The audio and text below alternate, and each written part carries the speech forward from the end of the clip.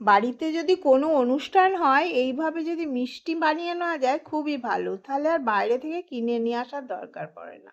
আমি এখানে 2 কাপ ময়দা নিয়েছি আর 1 কাপ, ওই কাপেরই 1 কাপ দই নিলাম। এবার 1 চামচ বেকিং পাউডার নিয়ে নিলাম, নিয়ে ভালো করে মিশিয়ে নেব।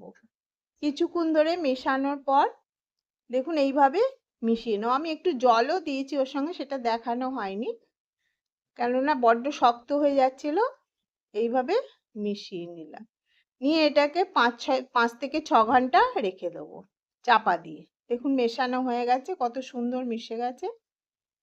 5 থেকে 6 ঘন্টা চাপা দিয়ে রাখার পর এখানে আমি 1 কাপ চিনি আর 1 কাপ জল সিরাপ বসিয়ে দেবো।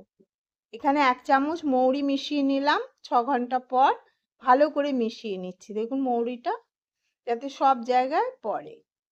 ওখানে সিরাপটা আমার তৈরি হয়ে গেছে।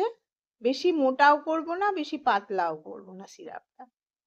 এবার ফ্রাইং প্যানে তেল দিয়ে দিলাম, গ্যাসটা মিডিয়ামে রেখে দিয়েছি, ওটা মিডিয়ামেই ভাজবো গ্যাস। এবার এক নেট হাতা করে দিয়ে দিলাম, দেখুন কত সুন্দর হয় এগুলো। এইভাবে মিডিয়ামেতেই ভেজে নেবো সব কটা।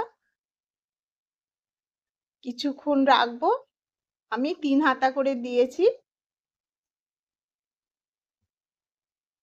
আমি 3টে করে ভেজে নিচ্ছি। এবার আস্তে আস্তে ওগুলো উল্টে দেবো। কিছুক্ষণ রাখার পর এগুলো উল্টে দিলাম, দিয়ে এপাশ ওপাশ করে কিছুটা ভেজে নেবো লাল লাল করে। দেখুন লাল লাল করে ভাজা হয়ে গেছে, আমি এবার তেলটা ঝরিয়ে নেব। তেলটা ঝরিয়ে নিচ্ছি, নিয়ে পরের ব্যাচে আবার কিছুটা ভেজে নেব। এবার এগুলো রসে ফেলে দেবো। রসে ফেলে দেওয়া 10 মিনিট রেখে দেবো রসে ফেলে দিয়ে, যাতে রসটা ভেতরে ঢুকে যায়। সব কটা হয়ে গেছে, এবার প্লেটিং করে নিচ্ছি। দেখুন কত সুন্দর খেতে লাগে এগুলো বাড়িতে। দই মালপোয়া, ওপর থেকে একটু বাদাম ছড়িয়ে দেবো। আপনারা খোয়া ক্ষীরও ছড়াতে পারেন, আমি এখানে বাদামটা ছড়িয়ে দিচ্ছি।